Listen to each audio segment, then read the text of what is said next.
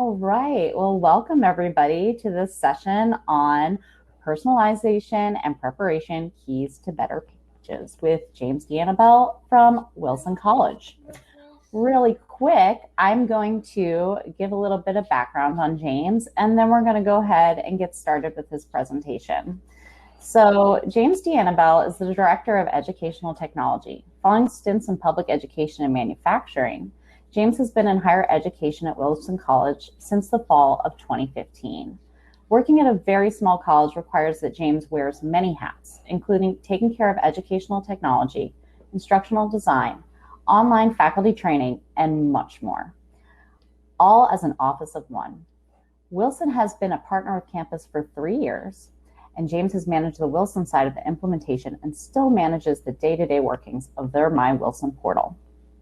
So with that, I'm going to go ahead and turn it over to James. All right, thank you, Emily. Let me start sharing my screen here.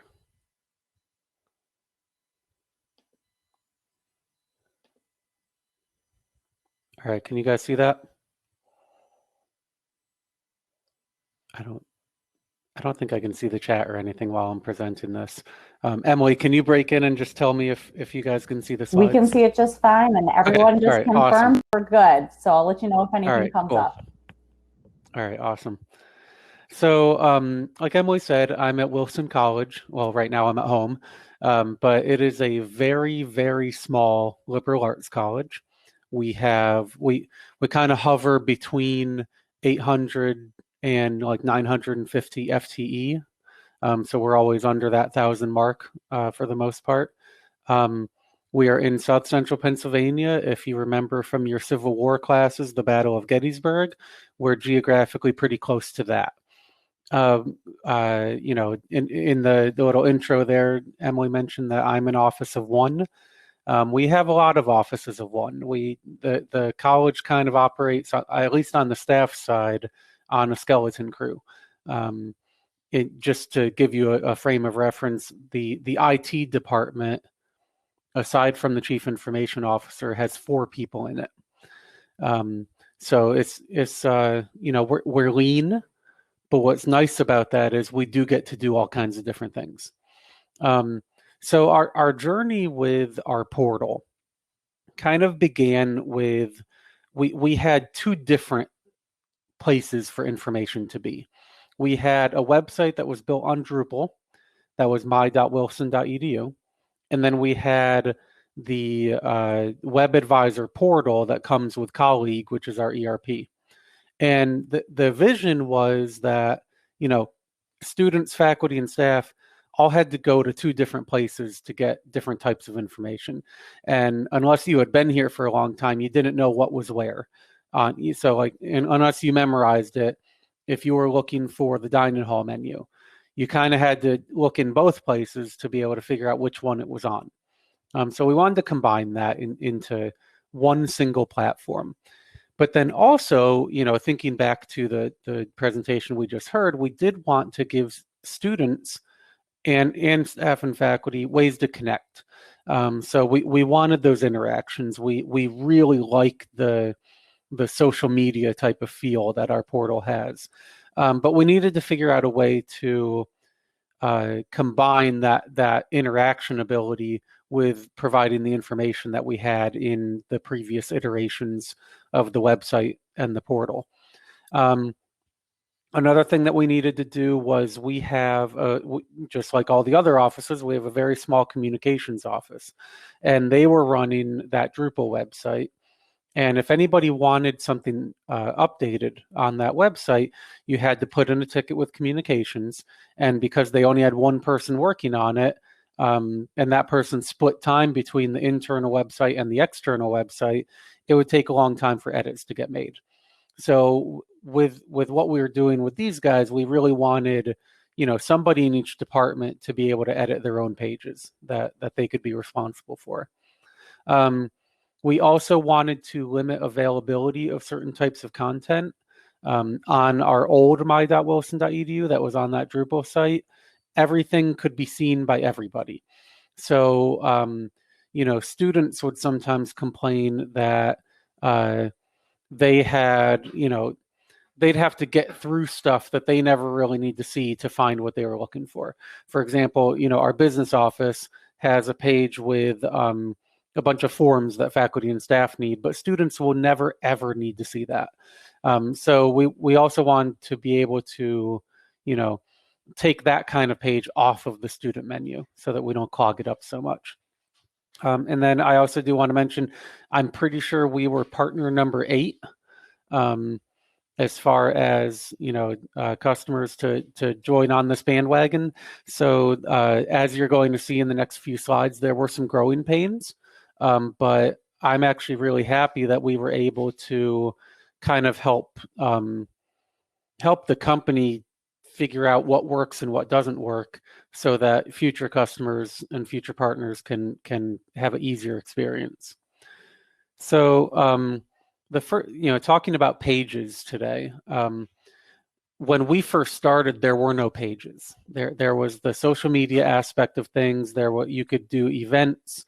The notices and alerts were there, but there weren't any static pages. And I think the original vision for that was that you'd have your static information somewhere else and link to it as what is called a tool. And we all know the tools that show up in the bar on the left are supposed to be external tools.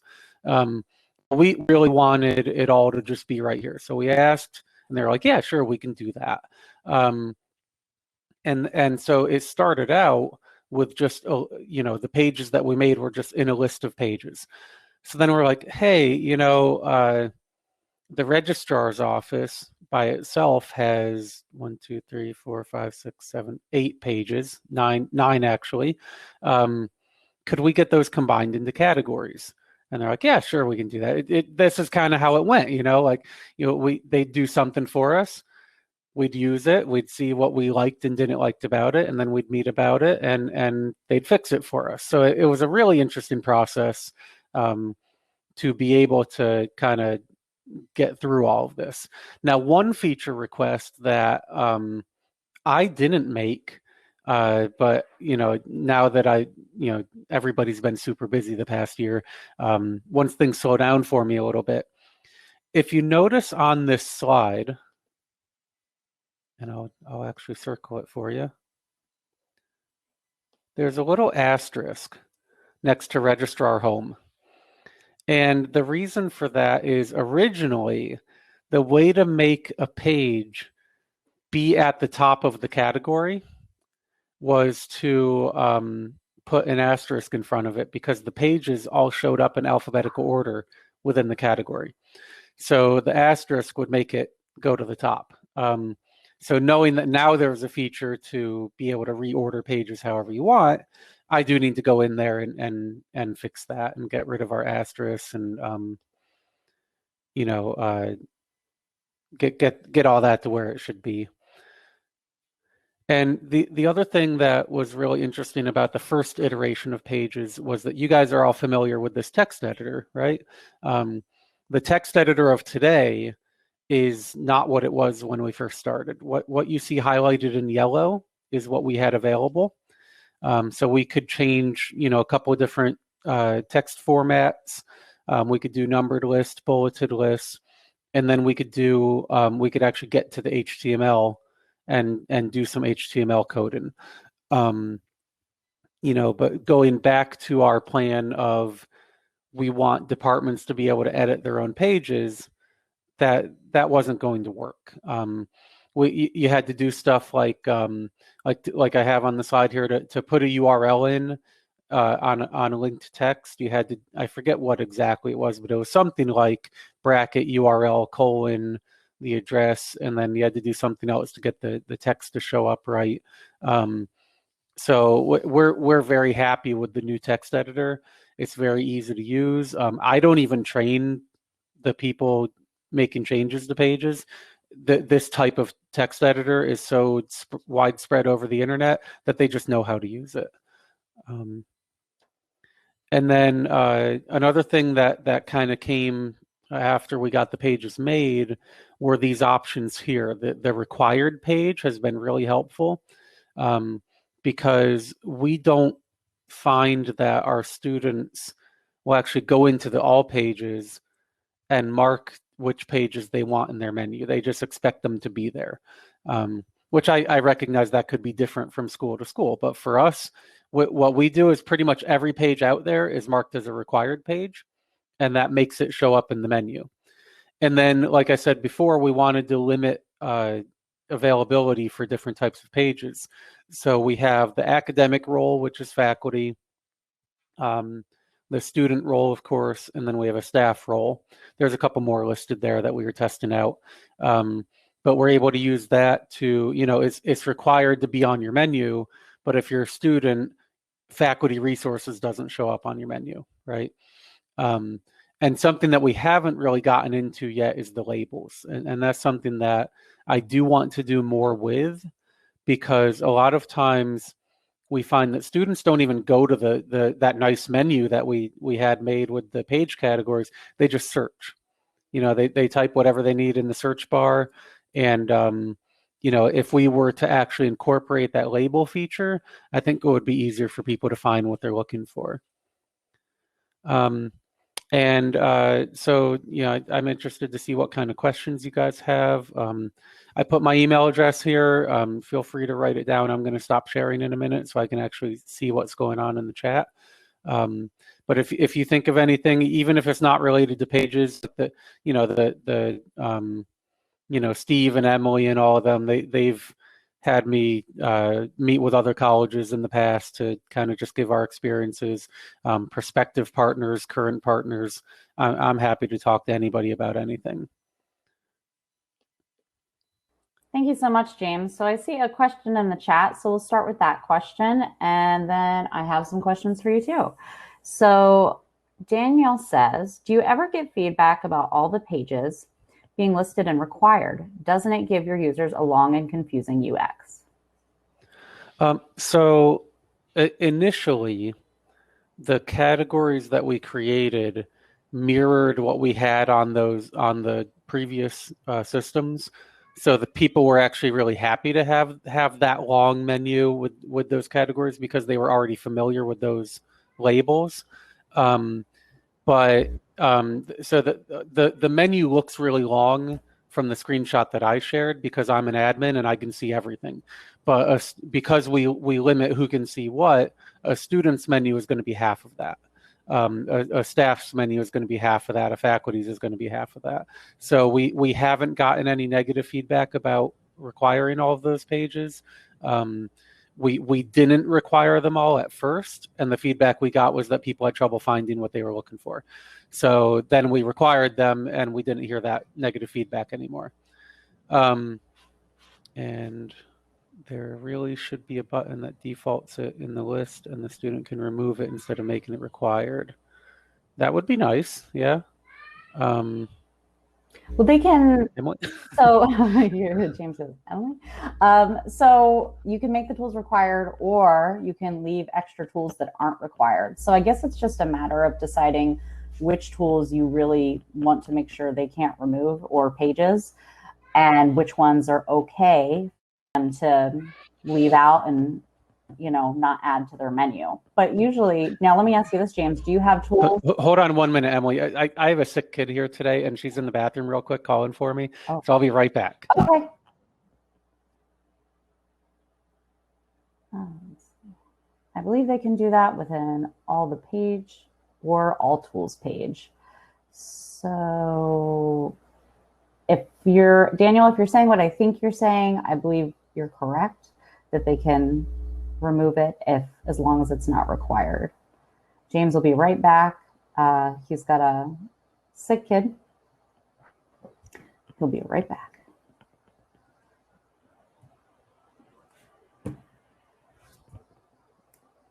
In the meantime, if anybody else had other questions they wanted to ask James, if you want to put it in the chat, I'll make sure we get to your question for sure. That's okay. So James, did you have other pages that were also not required for the student role per se, that they could, not have on their menu if they didn't want it? Or is it all required? We don't right now. It's all required, Okay. and that's partly because we've done a good job of getting rid of some of the fluff. Mhm.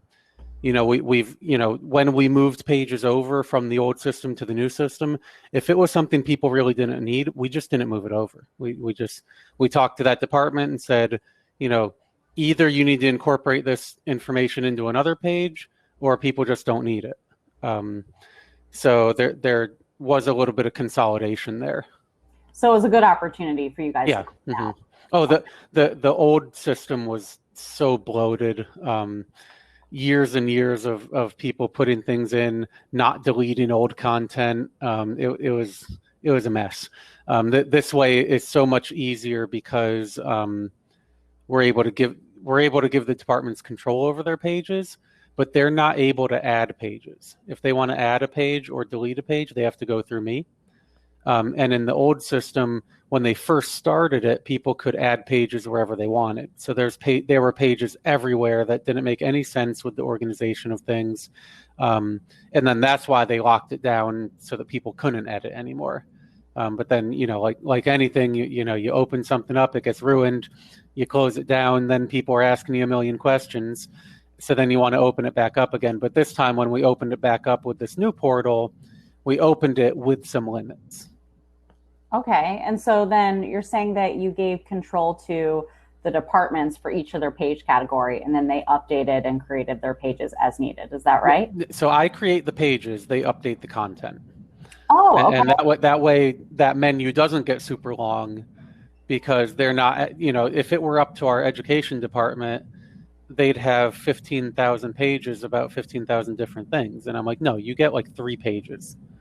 They can be long pages if you want them to be, but you're getting 3 pages. Did you do a standard template at all for your pages, or have you No, considered it? because everybody's needs are so different.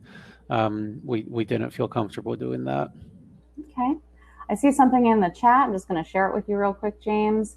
We did something where we create the pages, but not as required. Then we make one required page with links to those other non-required pages to cut down on a long list of the left-hand nav. But then the pages will show in the search all pages. Yeah, that's smart. So that's, I like that solution. Yeah.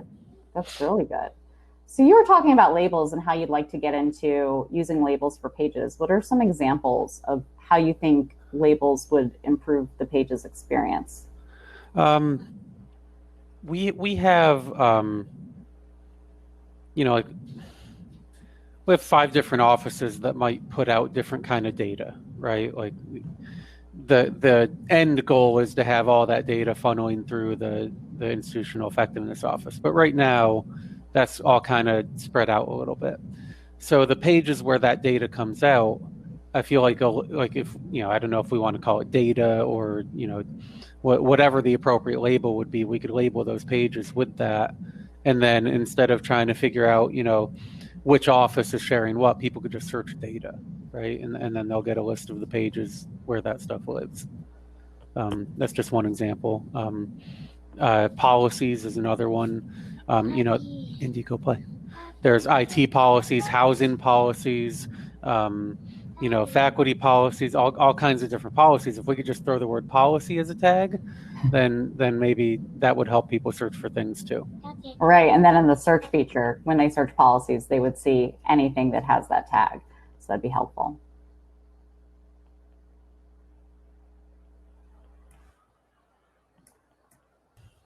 Now, when you guys were getting starting to do this and communicating with the departments to, have them have their own category with their pages, did you have to get buy-in from the other departments? Was it relatively easy to train them and, get them on board?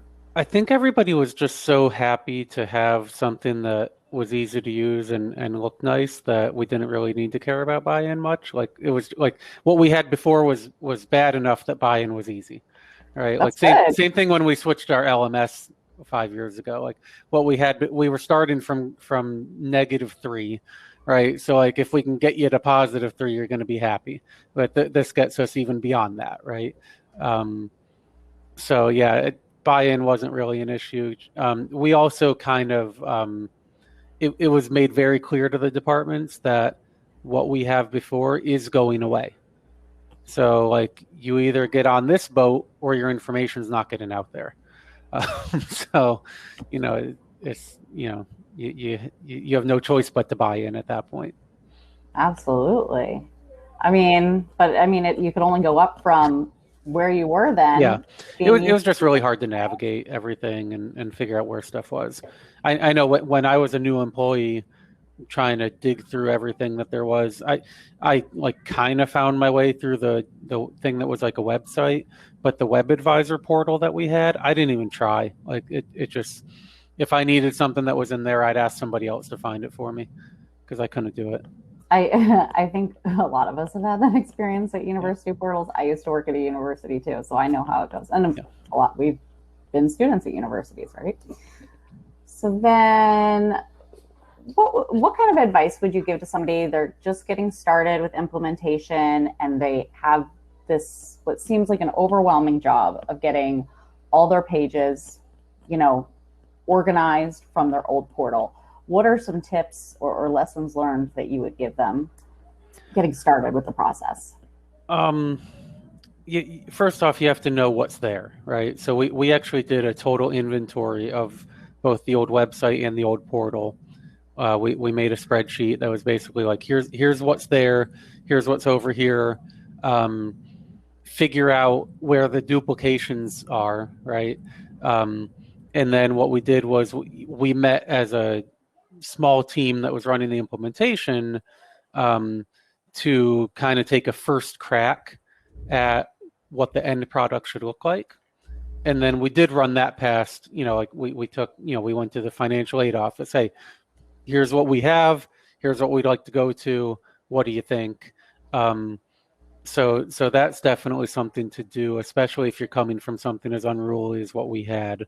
Um, because like it was serious, like the old content doesn't exist anymore. So if we did miss something, it was just gone. Um, so like that was a big deal for us. Yeah. Um, Something else to do. I see somebody in the chat asked if we convey any kind of design standards to the departments. We didn't at first, and that's something I wish we did. Um, and I think the reason for that was, our communications office at the time was going through a transition. Their vice president left like right at the start of this project, and so there was like an interim VP that was also the VP of another division. Um, and so, and they were far, stretched really far on everything anyway. Um, so if we could do it all over again, I would include communications more, and have them come up with what those, standards should be, and to really communicate that out to everybody.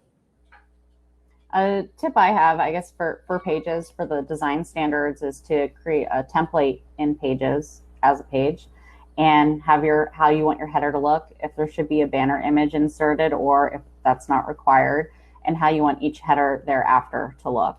Kind of like an APA template would be, Mm-hmm. and you can make it as simple as you want it to be. Yeah. So, just an idea.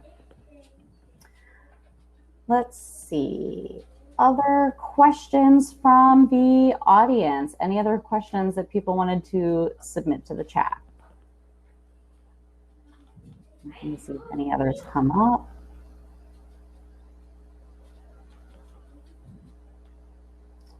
While people are thinking of some questions, I have another question. So there's a lot of categories that you have to think of when you're doing this process. How did you come up with the categories for your pages? Most of them are like office names, right? Like the business office, registrar. But that we also, especially on the student side, um, instead of the office names, because students don't always know what the office names are, we made it sound more functional, right? Like, you know, like I'm trying to think of a good example. Uh, Instead of, the students might not know, what accounts payable means, right? So when you make stuff for students, you want to use vocabulary that they are going to use. Um, so you might want to call it student finances or something like that. Um, your accounts payable is a poor example of that. Student accounts, I guess, would be an example there. But so when it came to student stuff, we tried to make them seem more functional sounding rather than the official name of things. We also we originally had, I think, physical plant had its own category, and it's like students don't know what physical plant means, right? Like, No, I can't imagine. a lot of faculty, like if you've never heard physical plant before, you'd think, what in the world is that, right? Yeah. So I think we changed that to, because like most of what students need for that is either housekeeping related or there's something wrong in their dorm. So I think we just called it housekeeping, and that worked. Like a hotel. So, just little things like that kind of, at least I think, matter. I don't really know one way or the other, but it seems to me that it would help. I think it would help. Physical plants would not be clear to, I think, at all. And I like how you considered your audience with the categories and decided to not just stick with a naming convention that was already there. So I think that's a really good tip. All right. Does anybody have any other questions for James? I'm not seeing anything in the chat right now. I can see if there's any. Okay. All right. Still not seeing anything in the chat. Oh, here we go. How many audiences do you have besides students, faculty, and staff? That's it for the most part. We do have some pages, like the education department has a page that holds their newsletters, and they do want prospective students to be able to see that. So we were able to make a public URL for just that page, and then they send it out via email. And so those prospective students are able to click on that link, see that page, but they really don't see anything else. We originally thought about using the prospective student role and giving prospective students a login. But, when we were first starting out, it was like, let's just get this going for our current people. And then down the road, we can either bring in prospective students or alumni, whatever we'd want to do there. But let's actually finish the job with the current community before we expand it out. And I will say, our rollout of this, like to really get people interested, especially in the social media aspect of it, was really supposed to happen in 2020. And so the all the fun stuff that we were kind of planning, I think there's another session later this afternoon about like how to get engagement with your portal. So I'm going to be watching that. But like all that fun stuff that we had planned, we were going to launch March of 2020. And it's like, well, that didn't go well.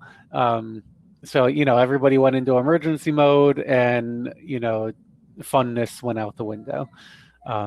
So student development has kind of picked up that mantle, and they're doing a lot more with it. But we could definitely make a more concerted effort to drive traffic to the portal, and especially into the interactive portions of things. I'm working soon on, like we already have one of our academic departments has a group that all of their majors have joined, and so they're able to have some interaction there. I want to get with some other larger majors and see if they'd be interested in that too. Very cool. Okay, we see this question for James. It says, do you know if you can hyperlink within a page for a longer page with a menu at the top that you would take to specific parts of the page lower down? Like page anchors? Is that what you mean? I think yeah, so. Yeah, I'm pretty sure that's on there. Yes. I don't have any pages long enough to really require that, but I'm pretty sure that is one of the buttons in the text editor. Yes, we have page anchors in there. So great question, though, because some people have really long pages, as I'm sure you ended up seeing, James. All right, Adam has a question. He says, you mentioned that often your offices line up with your page categories. On a related note, could you guesstimate how often you have a 1-to-1 ratio between page categories and groups? The pages that faculty and staff are meant to see is pretty much a 1-to-1 ratio between the categories and the offices. The student side of things is where we kind of consolidate some things. On the student side, most of what students need to see is content created by student development. And I would say that's where we're able to do the most stuff, where it's like, hey, what's the functional label of this? But yeah, on the faculty staff side, it's pretty much 1-to-1. And then do you link documents to pages usually? Is that something you guys do a lot? Does anybody use the pages as like a list of resources? Mm-hmm. Yeah. So our institutional effectiveness office, they share the enrollment reports. They share all the data that they're supposed to share. There are links on a page that open up a PDF or Excel sheet, whatever she needs to share. That the education newsletter I was talking about before, those are all just PDFs that are linked on a page. So HR does a lot of that too, because they have like the benefits guidebook, the holiday schedule, all kinds of stuff like that. Those are all documents that get linked onto a page. Yeah, they have tons of documentation. Would you be able to show page anchors, or is there a link to a guide? Let me get into a page and I'll see. All right, I'm just going to stop sharing my screen so James can go ahead and demonstrate.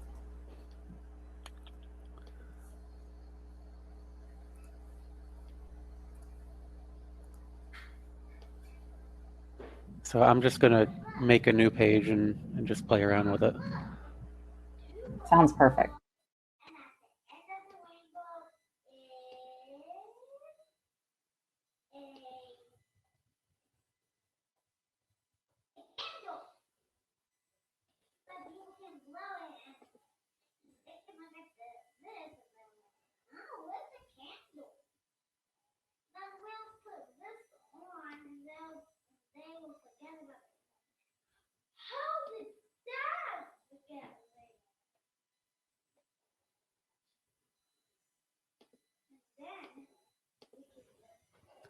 Okay, so let's say it goes to section 1.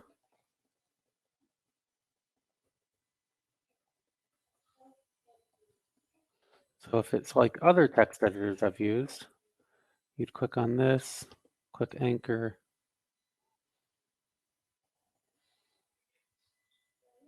Oh wait, no, I bet we have to do it this way. So I think you highlight the bottom part, call that section 1.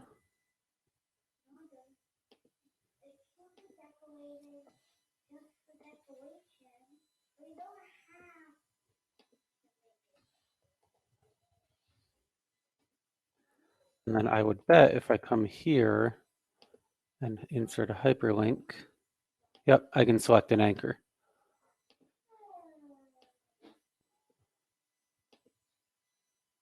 Wrong button, sorry, URL.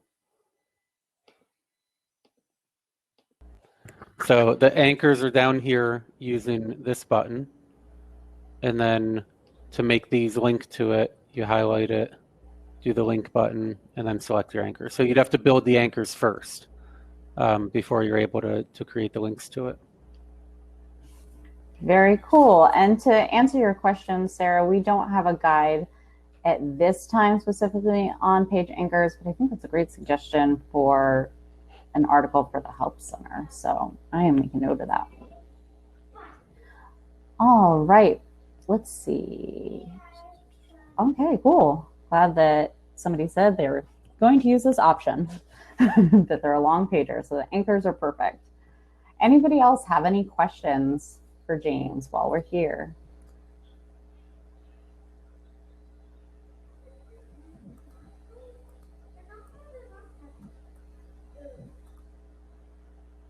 I don't see any coming up.